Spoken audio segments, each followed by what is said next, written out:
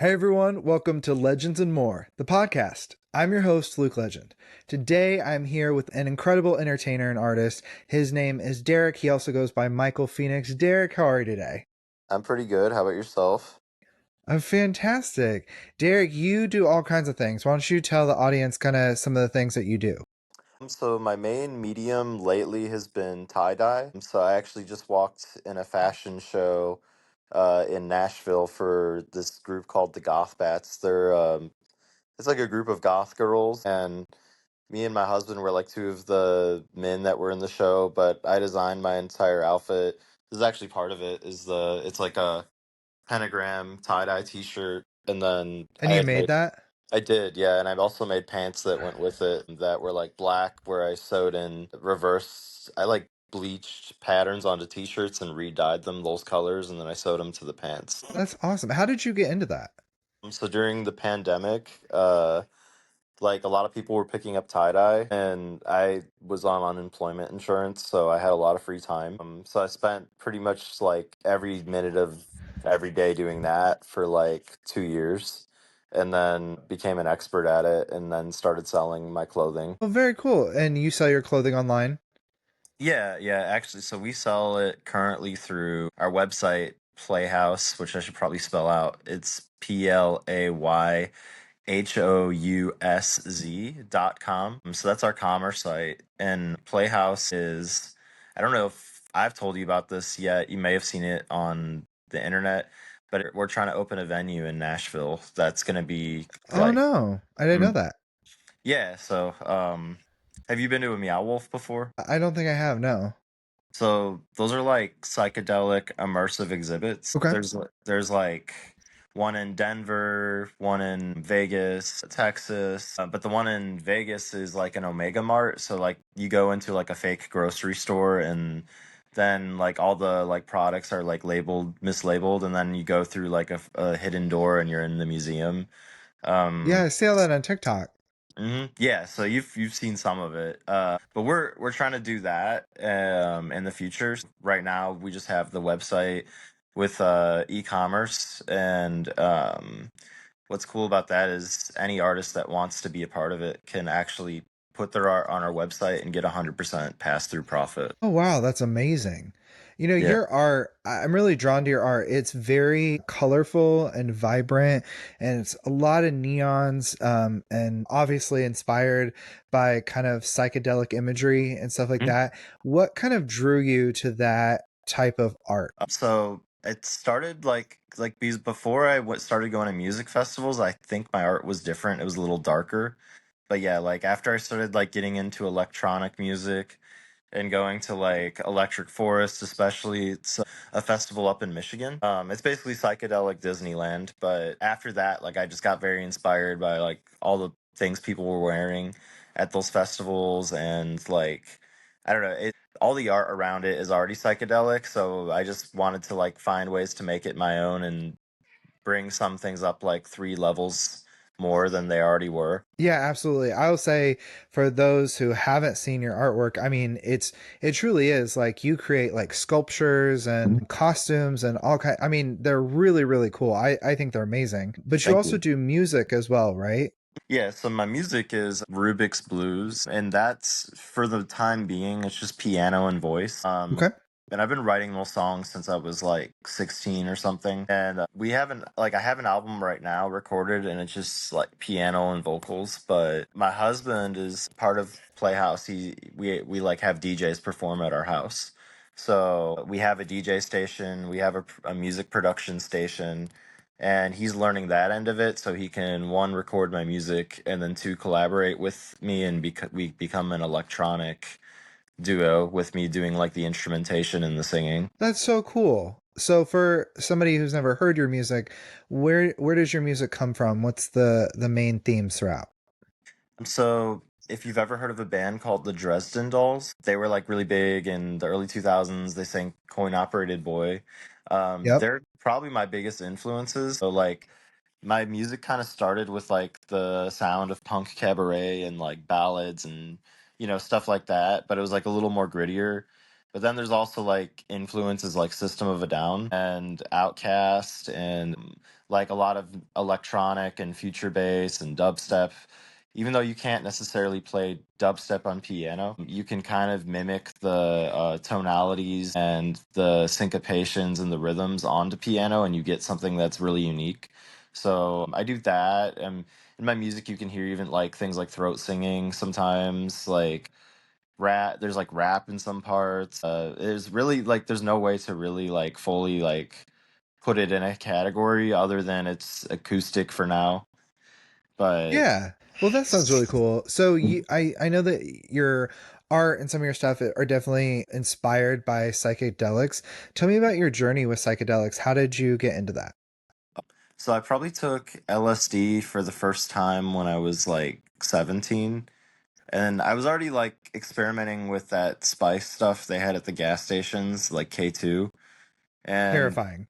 yeah, so everybody else found it terrifying, but I like made love to it. Like, Oh. and I think that's partly because I'm like on the autism spectrum, like where a lot of, I don't know, like something about in the K2 stuff, you'd get stuck in a loop.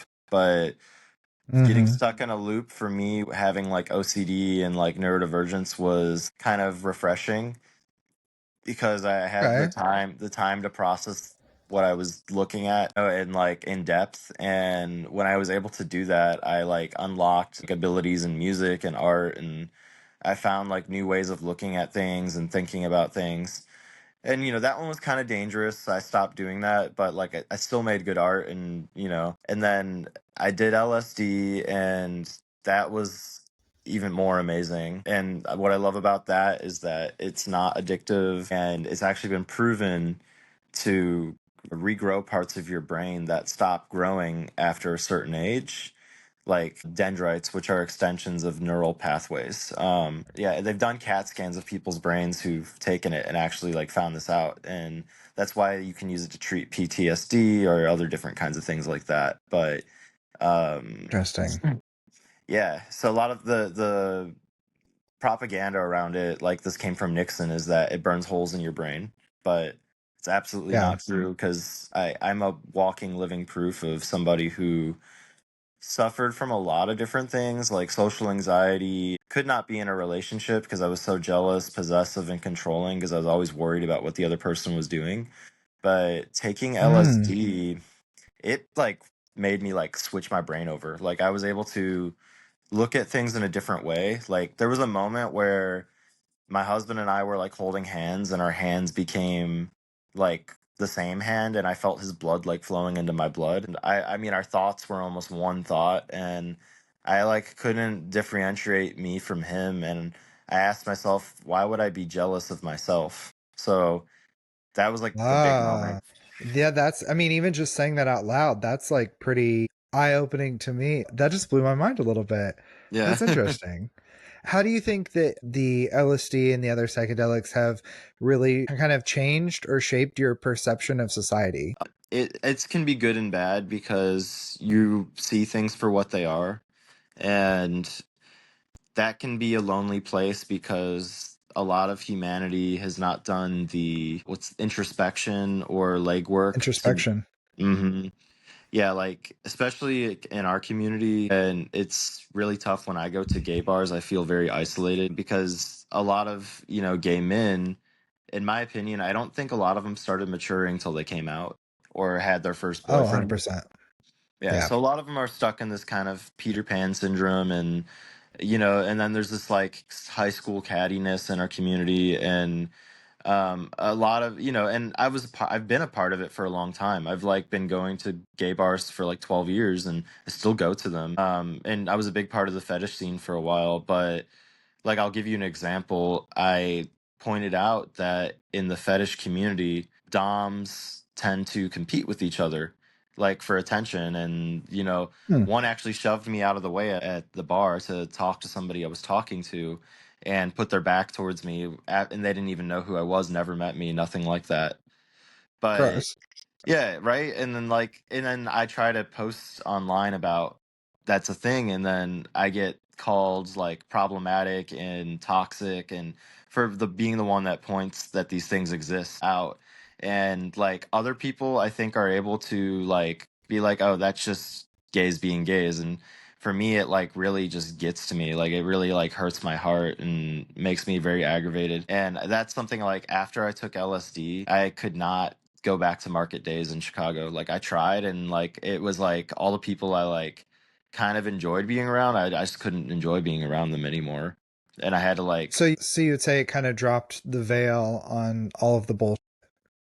yeah, yeah. And with that being said, it also opened up my eyes to like other communities. I was Okay. kind of anti like straight people when I was a big gay, you know. I mean, and Yeah. sometimes like straights going to gay bars still annoy the hell out of me. And I don't like when girls touch me, like, because they do that a lot without consent. And then they complain about like how guys are always doing stuff to them. So there's like still like double standards I point out in gender roles and all that kind of stuff. I will say the rave community has been the most accepting community I've been ever been a part of, and that's kind of where what took the gay culture's place for me, is going to these Okay. raves. Honestly, the raves too, you can be gay there. Like there's a lot of gay people there that are like Yeah. minded, like they've done the introspection. Depends which one you go to though, because like the more mainstream ones tend to have those groups of like muscle dudes who all like kind of flock together, that are kind of just there to be Mm, seen, or like like Coachella and Burning Man. And so it's really not that. But then if you go to like one of the smaller ones, or like one of the camping 5-day festivals, it's a much different story. It's a mm. lot of different body types, a lot of different walks of life, and nobody really bats an eye or thinks anything different of it. Like everyone's there for the same reason. Yeah, I would say it's all about intention, right? So many things in Mhm. life are about intention. And I feel like at those places I've never been, but from what I Mhm. see, the people are they're there to be free and they're there to connect and just enjoy music and each other and be silly and uninhibited or whatever the word is. Mhm. And I think that that comes with so much non-judgment. It's a place where it's just naturally it's judgment free. And so I think that's important. But I do kind of want to touch base on you talking about you being called problematic. It's interesting to me because I have followed you on social media for a very long time, and I've seen some of the feedback, but it's always very confusing to me because when I see you pointing out things, it's always coming from a place of how do I point this out so that people stop doing it so that we can all be kinder to each other. And Right. then people turn around and say that you're being confrontational, or but it's just you trying to make things better. But Mhm. does that get frustrating for you? Yeah, and again, I think that's like just neurodivergent stuff, and being, and then the LSD too, stuff like that, just like where you're seeing it and people don't see it yet, so they are afraid of it. Or sometimes I mean, I like to think of myself as an acid tab that people take, that because acid gives you ego death, and I think a lot of times I represent ego death for people, and a lot of people are not ready to have conversations where they have to critique things about themselves. So their defense mechanism is lashing out back. And, and I'm fine. Like, I can take some criticism. In the beginning, like when I was really like in my early 20s, you couldn't tell me anything. But I'm okay being wrong now. And I'm okay having a dialogue and all that. But then there's just people out there who don't want to agree like at all on anything. And they're just there to like, they're really not there for like for a dialogue. They're there to prove something, or like one up you, or make you feel like, to make themselves feel better. Well, that's part of confrontation, is that not everyone goes into confrontation with the mindset that I'm here to learn something. It's they go into the mindset of I'm here to prove that my beliefs are more right than others, right? So, kind of speaking about that neurodivergence, how I know you spoke on it a little bit, but can you kind of speak a little bit more about Mm. how psychedelics and LSD have really kind of affected your neurodivergent side? Yeah, the dendrites being able to like grow in your brain allowed me to process anxiety, like one being the jealousy and controlling stuff, where I could not fathom a way to, like, I didn't like to think of my partner sleeping with other people. Like it really really bothered me, or like even looking at them or interacting with other people. It was like a huge fear of mine, and then I learned to relook at that. And I think that's part of like neurodivergence is you like hyper focus on the connection your partner has with other people, and in it it's not like it's fake, you are seeing what's really there, but the LSD made me okay with it. I like rationalized it to like this is the same thing I like, enjoy, and feel, and I have connections with people too, and it's not like an evil thing. It doesn't mean we don't love each other. And I'm trying to think of like other ways that it's helped me. I mean, so the other part of LSD too is that when you're on it, it can take all your fears and magnify them times 10 during the trip. Like if you have anything unresolved. And I think that's another thing is like a lot of times you like hide from your fears, and the cool thing about it is when you go back to being sober, like all of a sudden like everything's a lot easier because you've conquered stuff in that state of mind. That's my biggest fear with taking psychedelics is Mm, that I know there's things that I mhm, don't want to face. I don't want to look at that. I try to do it in small doses, and it's just very overwhelming. And mhm. so I just I think that's part of the problem is so many people need psychedelics, but there's a big hump to get over and a war to want be won and a mountain to climb up before the benefits are there for you, you know? Yeah, it's probably like 2 to 3 years of doing it regularly before, and sometimes it could be faster. Like I've known people who've done a lot of self work without drugs or anything and are fine, Sure. right? But if there is like something really monumental that's like buried and it like you have anxiety around it, it's just gonna come out. And point in case, when I was first meeting my husband, I was already with another guy, and they were both okay with each other, but the fact I was being pulled in two different directions made my trips like really uncomfortable because I would constantly think about, am I going to stay in Chicago or am I going to move to Nashville to be with this other guy, or if is this ever going to all work out? And oddly enough though, your anxiety and fears actually make your visuals much better. So like now that I'm kind of like Interesting. now that I'm like free of most of that stuff, my visuals are actually not as strong anymore. I just get a body. Interesting. How often do you do it? I actually haven't done it as much lately. Like I usually just do it at festivals now. I used to do it like more regularly, but it's been harder to come by this past year. But I definitely do it heavily when I'm at festivals, and I went to like 3 this summer. And the other part of that is like when you're in a festival atmosphere, it can make you hypersensitive to people around you, which is again like could be neurodivergent stuff because I know my husband, he feels the same things I feel, but he doesn't act on them. And Hmm. I am an actor. I have to act right away. Like when something upsets or bothers me, or like I actually can't get past like certain ticks. So like if I'm in a crowd and somebody comes up and they're kind of implying that they deserve to be in the space more than you do with their body language, I'll like make gestures back to let them know that's not okay, or or just reclaim space or whatever. And a lot of times I'll just have to like get up and go to another part of the crowd. And that's the cool thing about festivals, though, is you can be around whoever, and you could like them or dislike them. You can just move on until it feels right, until you find your tribe or whatever part of the crowd like speaks to you, until you're having a good time. And there's so many artists playing that you can like switch stages as much as you like, and it feels right. Yeah. What is the biggest thing that you take away from those festivals? Probably Plur, which is peace, love, unity, respect.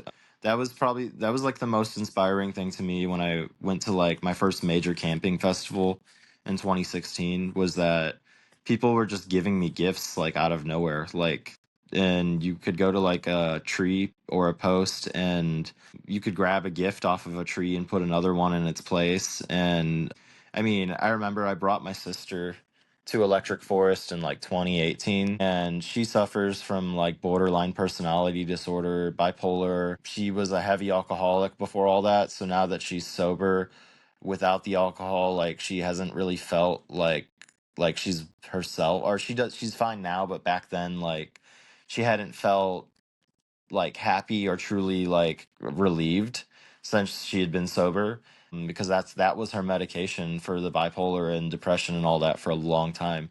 But seeing her on day two of this festival.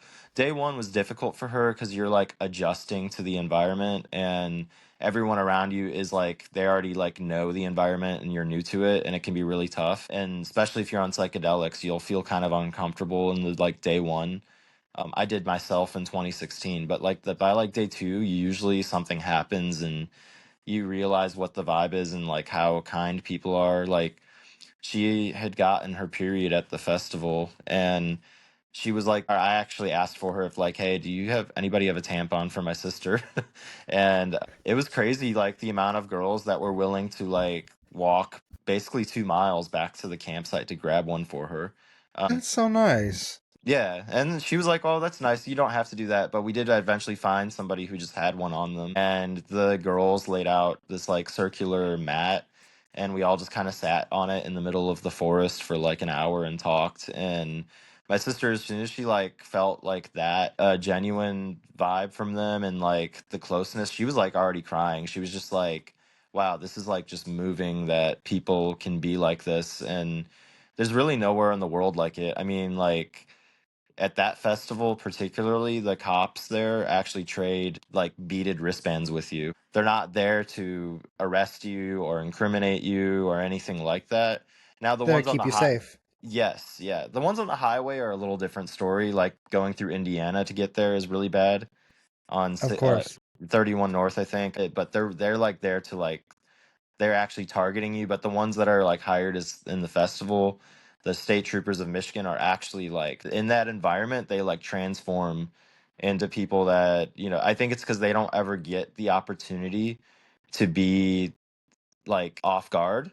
But that place is so magical and peaceful that like it's like they don't even have to act like that. They're like completely kind the entire time. See, that's amazing. And I always think about stuff like that because I recently saw a clip on TikTok of Taylor Swift when she was at Indianapolis last week. There was a video that went viral of one of the cops inside of the arena, and he was like dancing and singing to shake it off. And he was there on duty, and it's like that kind of environment. He didn't have to worry about violence and hatred. He was able to just be free and happy. And it makes me wonder, how do you think that we can take the energy of these festivals and apply it to the other aspects of life and the world and the community around us? Well, it's funny you mentioned Taylor Swift. Even though I'm not a fan of hers, I like that they've adopted rave culture. I have noticed that they started making the beaded wristbands and trading with each other. And Yeah, there's like kind of a family. Like it's honestly how it is they've built their own family and it is adopted from rave culture. So that's like one example of it. I'm creating a safe perfect. space.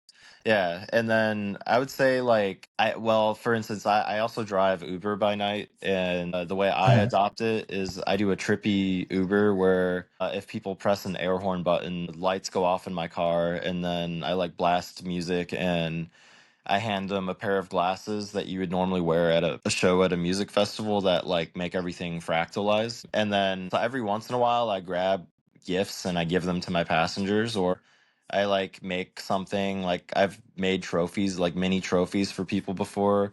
One was like world's best puke. So like if somebody like puked into a bag, they got a mini trophy with a puke emoji on it. And I took a picture of the guy like holding the bag with like the puke emoji, and it's just silly stuff like that where and you just get like conversation starters and being authentic in your environment. And I don't know, like the other part too is like when we bring people to our house, I make tie dyes, and I'll always, if I really connect with somebody, I'll give them one of the ones I haven't sold.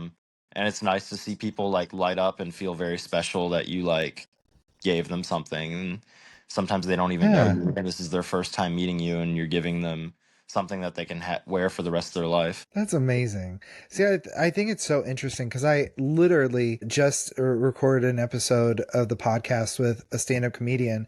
And we Hmm. were talking about how, with the state of the world, there's so many things where so many people just take things way too seriously, or they have some kind of blockage up, right? They have this blockage where they don't understand that this is all a joke. It's meant to be Hmm. silly.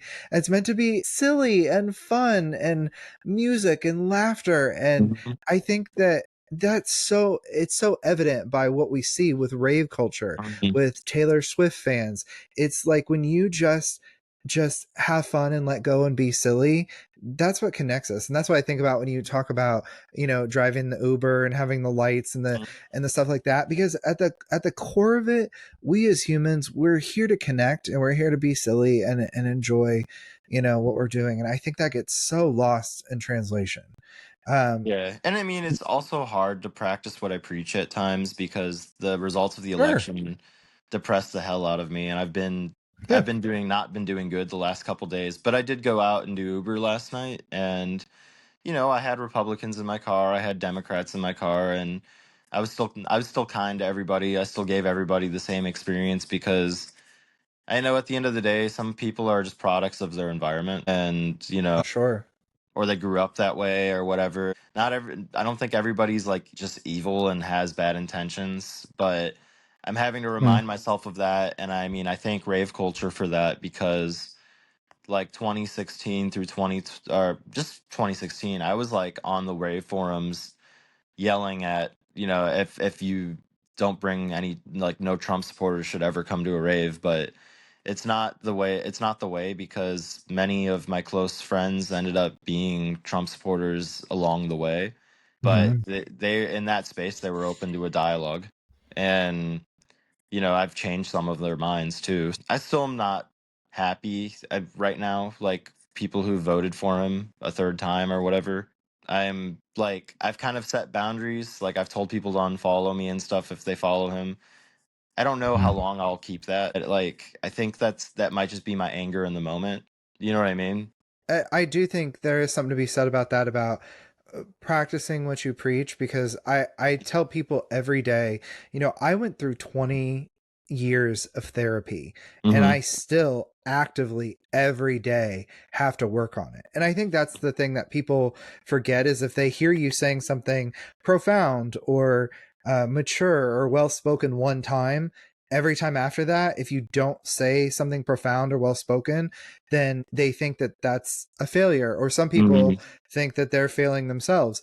But the problem is there's no such thing as somebody who never again is going to slip up or let their emotions get the better of them. I was just having a conversation with my Mm-hmm. husband the other night, and I said, listen, I have those same thoughts that you have, but Mm-hmm. I self-talk. I know that I've been handling them better the past couple of years, but every single day, even today, I have to go, okay, Luke, let's take a second and let's think about this. Is it truly that big of a deal? Are you making it Mm-hmm. more?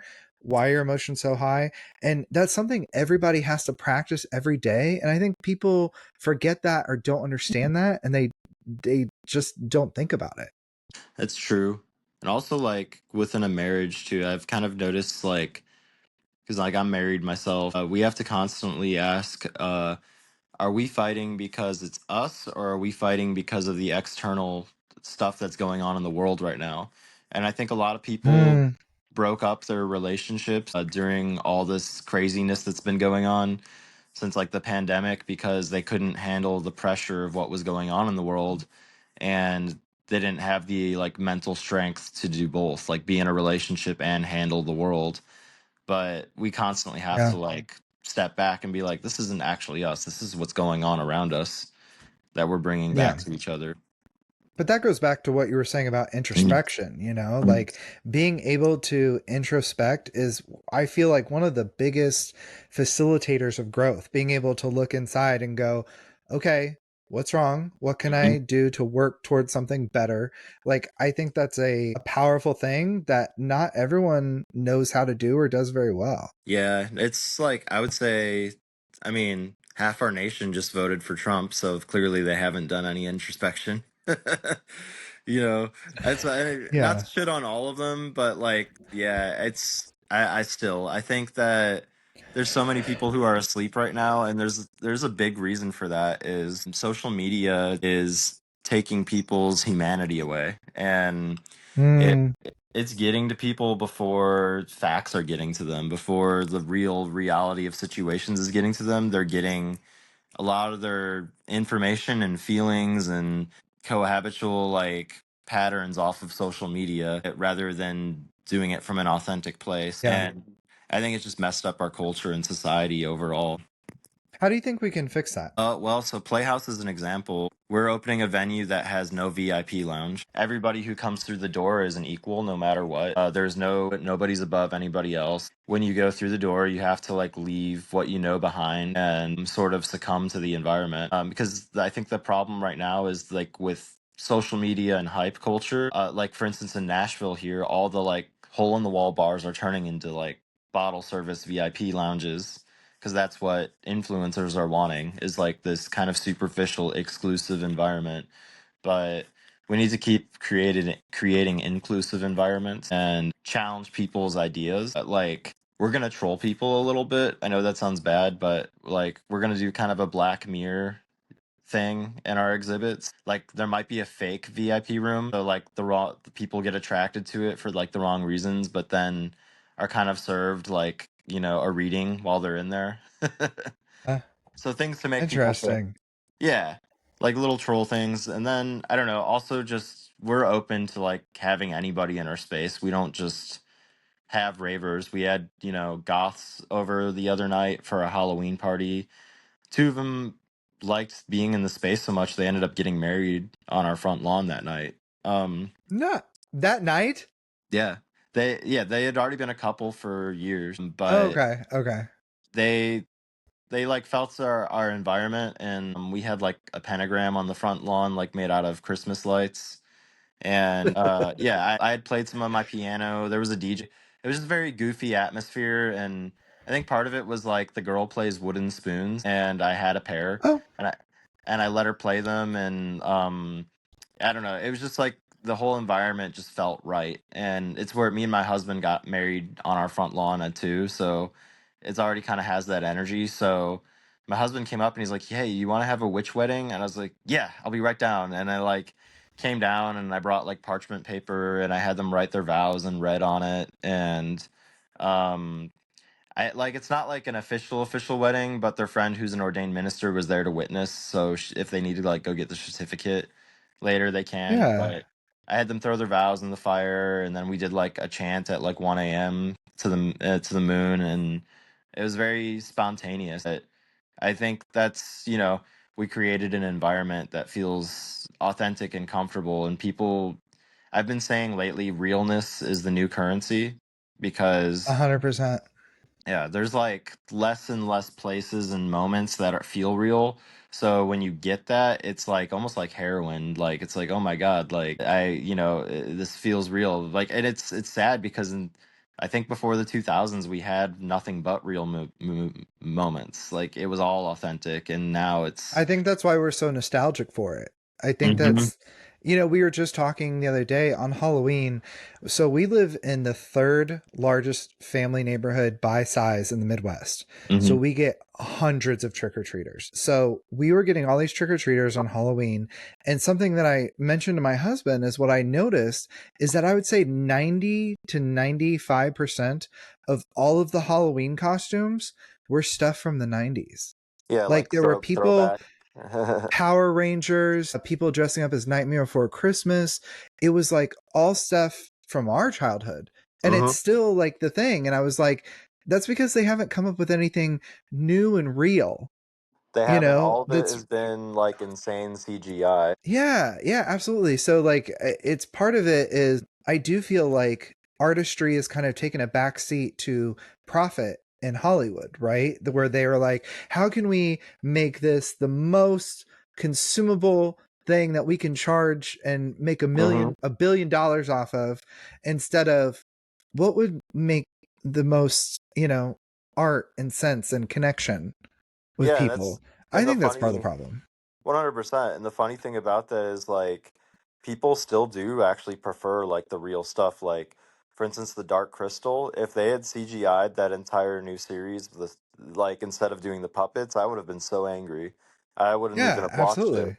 But like, it's funny that they do that. But then like at the end of the day, like it's like a lot of times niche art is like what becomes like the main thing, and you have to take a chance and do something different. But if you just keep using the same formula over and over, like nothing's ever gonna feel new. Like I don't even Mm. I like used to love watching kid shows even after I grew up. You know, early Uh-huh. 2000s, I still thought they were like amazing, but now like kid shows are just so like vapid and it's like all, you know, computer animated and it all feels kind of the same. It also feels, I don't know if it's just me and maybe it's because I'm getting older, but it Mm. also feels kind of chaotic.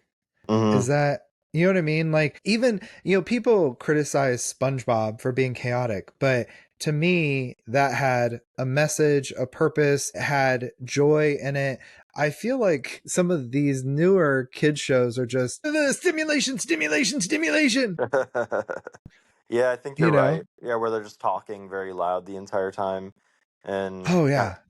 I definitely noticed that there's like no like breaks in conversation, and yeah, It's that's very just, true. it's weird. I don't know, it's weird to me. But when it comes to stuff like your art and music, and you said you do Uber driving and you've been in adult entertainment, Yeah, correct? yeah, no, that's a part of my life, and for a while it was the main part of my life. You know, but like 5 to 10 years ago when I was doing podcasts, that's all I would talk about instead of talking about the current part of my life. Hmm. But it's still there, and I still do. You know, I do a little bit of sex work still. But yeah, what did you know, want to know about all that? Well, I just find it interesting because when I try to reflect on you and the things that I know about you and the things that I see you doing, I feel like everything always circles back to human connection. And I think Hmm. that's why I'm drawn to you and I'm a fan of who you are as a person, is Hmm. because everything you do is about connecting with people. Your music, your art, the things that you say online, and being an adult entertainer and sex work. I mean, that's all about human Connection. connection. Yeah, where do you think that that comes from? Is that just innate in you? Did you learn that somewhere? So I think you're born as a healer or you're not. It's kind of like, you know, Okay. I do massage too, and that's something I just have like a natural inclination for. Yeah. Um, you know, if like if I like, I have empathy for certain things and not for others, but when I do, it's like really deep. I Hmm. know when I was 3 years old, I had a baby brother that like died 12 days after being born, and I didn't register it as like excruciating death or anything like that, but I think that made me strong and okay with mortality because I saw it at such a young age. Um, Mm. yeah, and my mom, apparently I like kept her from going crazy. Like I was like the one that stood by her side and, you know, she Mm. really only talked to me during that period. I think that might have been a part of it. Like I learned how to comfort people at a young age, and connection is something I'm just love art. I've always been into it. I don't know. I'm not actually sure. I think my music side is actually how I connect with people the most, is like when I'm singing to Okay. people. And that's something that might be more of a learned behavior because I've watched my favorite artists do things that resonate with people. And you know, I Hmm. copy a little bit. I still like make my own music, but I like to, if there's something working in their performance, I will apply it to mine. Who are some of those artists that inspire you the most? Definitely Dresden Dolls, who I said earlier. Okay.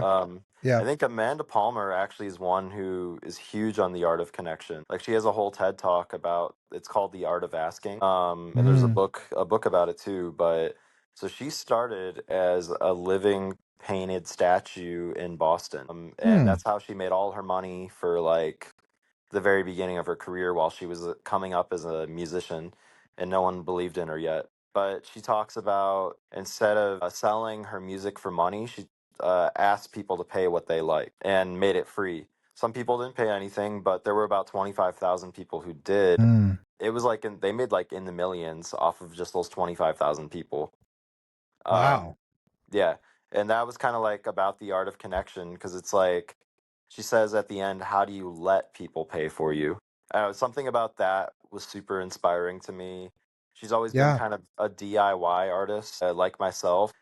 So that's where what I'm trying to apply to this venue we're building is that I don't want to like sell out and just do things for the monetary value because I think that will come either way if we're just staying true to ourselves and, you know, connecting with people because people are in search of that real currency, what I was talking about in those moments Yeah. because there's such a lack of them right now. What do you think people can do to kind of connect more? I mean, what? And that sounds so stupid, but it's Mhm. like you seem to have such a good hold on connection. What would you advise people to do if they're wanting to feel more connection? So, as an Uber driver, I've learned how to do this really well. Also, I think my neurodivergence applies to this because you're not supposed to be judgmental of people, but part of neurodivergence is you categorize things to make it more palatable to yourself. Yeah. And I like listen to people's accents and figure out where they're from. And I make mental notes of like common behaviors from different parts of the US and different parts of the world. And after I like know that, I can ask them, if I've been to one of those places, I'll ask them if like they've ever been to the same place I've been to when I visited their hometown. And that usually opens up like a whole conversation. Like I don't know how, but like within the first 5 minutes, like it kind of gets deeper. There's always something that comes up. Like if we're like talking about the said place, usually there'll be like, oh, something happened there that was controversial, or I don't know, like that building got tore down, or like this part of the US is like this for this reason. And then it kind of like goes into gender and politics, and and then you just have to stay neutral when you get to that part of the conversation. You have to stay Mm, open-minded. You can't just be like yeah. condemning their views. I think Mm. that's where you lose people, is when you condemn their views. I mean, if you can look for what you have in common with a person, that's usually how you connect with them. Um, So finding common ground first Yeah, is the finding big common, thing.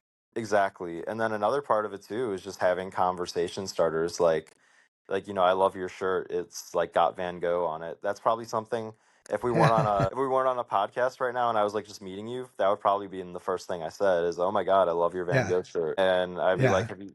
I'd probably ask, "Hey, have you been to the immersive exhibit that Van Gogh does?" I And haven't, but I want to. yeah. So, I mean, I want to go to that too, but like, that leads into like me talking about Playhouse and what I'm doing. Mind you, not everybody's doing stuff like that. Some people are more blank palettes than others. And, Mm, you can only do so much in a conversation. You can only do so much of the work. But I found even the people who are like the most blank palettes usually have interest if you are putting something interesting out there. sure.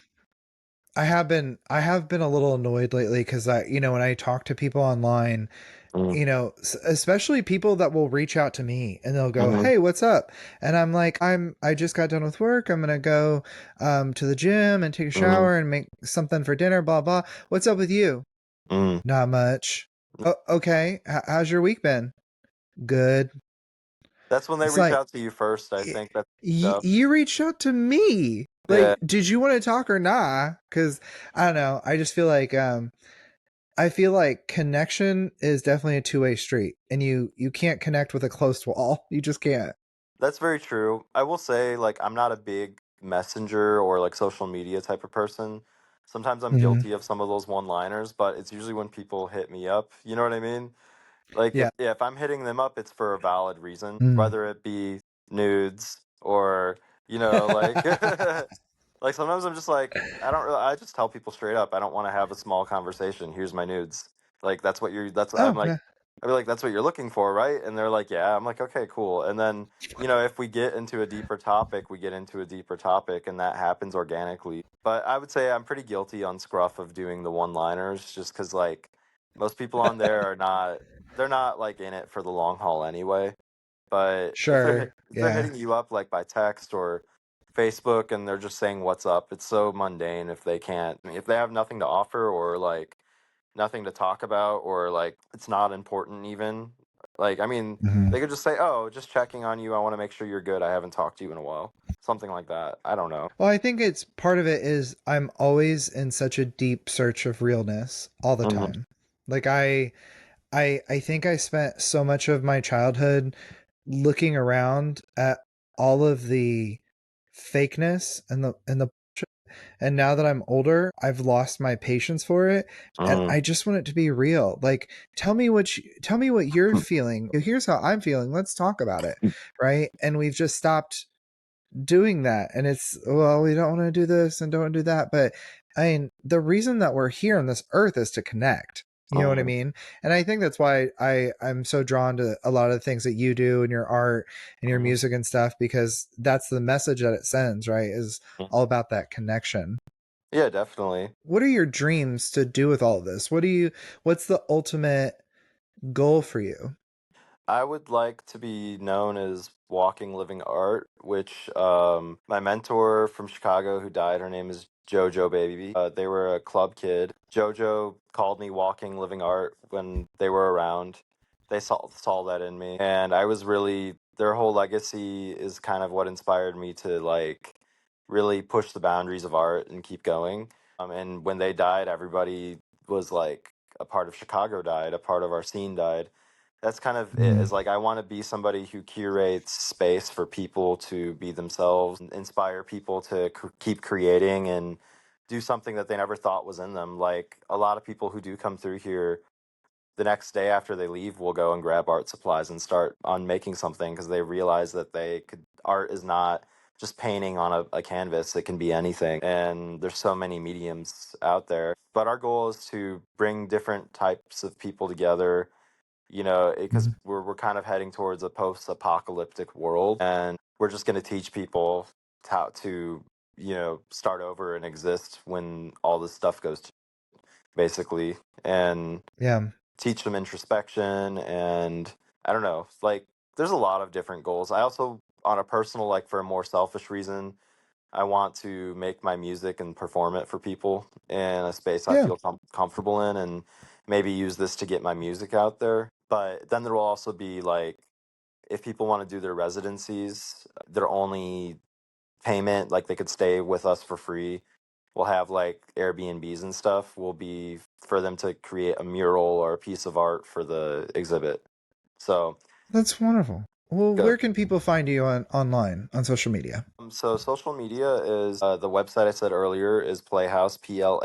And it's the Instagram handle is the exact same thing. It's just at Playhouse. If they wanted to follow my personal page where I can make them custom tie dyes instead of them just buying already made stuff off the e-commerce, it would be MPX underscore AND underscore dies. So MPX and dies. And those are like probably my best two platforms to find me on and stay connected on everything we're doing. Because I think in the next 5 years, we should probably have like 20 acres and a warehouse built. But for now, we're doing it out of our house. So, That's wonderful. Well, thank you so much for spending some time with me today and mhm. talking about your story and your experiences. I really appreciate it. Yeah, no problem. So, to all of our listeners, please don't forget to like and subscribe. And always remember that anyone can be an icon, but it takes a person with a heart to be a true legend. Until Mm. next time, we'll see you guys later.